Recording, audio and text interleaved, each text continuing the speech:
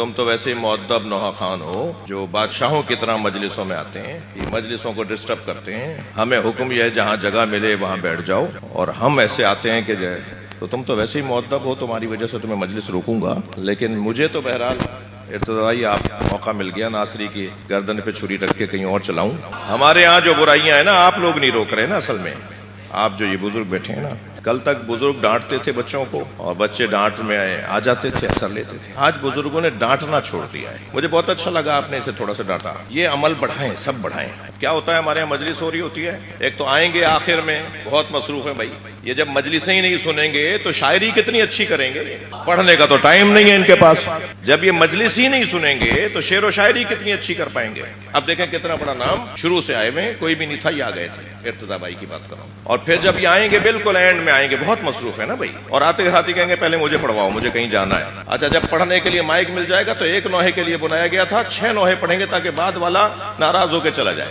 ہاں یہ روزانہ ہو رہا ہے نا مجلسوں میں۔ اب آپ کہیں گے صاحب یہ کیا قصہ لے کے بیٹھ گئے مائک، سارے مجمع کو کاٹتے چھاٹتے آئیں گے، سارے مجمع کو ڈسٹرب کرتے ہوئے مجلس رکوا دیں گے۔ ہمیں حکم یہ ہے کہ جہاں جگہ مل جائے وہاں بیٹھ جاؤ۔ ہاں مجمع رک جائے، خود سے تمہارا احترام کوئی کر رہا ہو، مجلس میں وقفہ آ جائے صلوات کا نعرے کا۔ ارتضائی تھوڑی سی اجازت دیں اور بولو اس موضوع۔ میں آپ میں سے بہت سوں کی طرح خاندانی عزادار ہوں، آبا و اجداد سے ماتمی اور عزادار گھرانہ ہے۔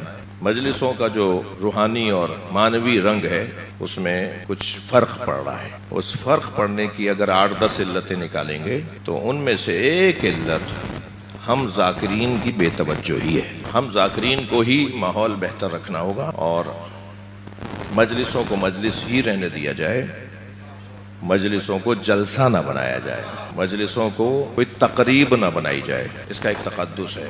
ایک بہت بڑے حاضر سروس وزیر کے گھر کی مجلس میں پڑھا تھا اور ہر دوسرا بندہ وزیر اور سیکرٹری تھا۔ اسی اثنا میں ایک اپوزیشن لیڈر صاحب مجلس میں داخل ہوئے، ایک اسمبلی کے اپوزیشن لیڈر اہل سنت تھے۔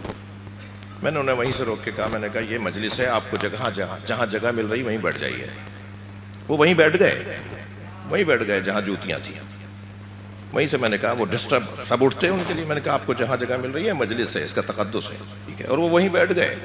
مجھے بعد میں ہوا کہ شاید انہیں برا لگا ہوگا، تو جب میں ان کے قریب سے گزرا تو مجھ سے میں کچھ کہتا ہوں، انہوں نے خود ہی کہہ دیا کہ آپ نے صحیح کیا۔ ہم بچپن سے مجلسوں میں جا رہے ہیں، جوتیوں میں بیٹھنے کی ہمیں سبق دیا گیا تھا، اب تھوڑا سا رنگ بدل رہا ہے۔ اس سے کیا ہو رہا ہے کہ مسائل پیچیدہ ہو رہے ہیں۔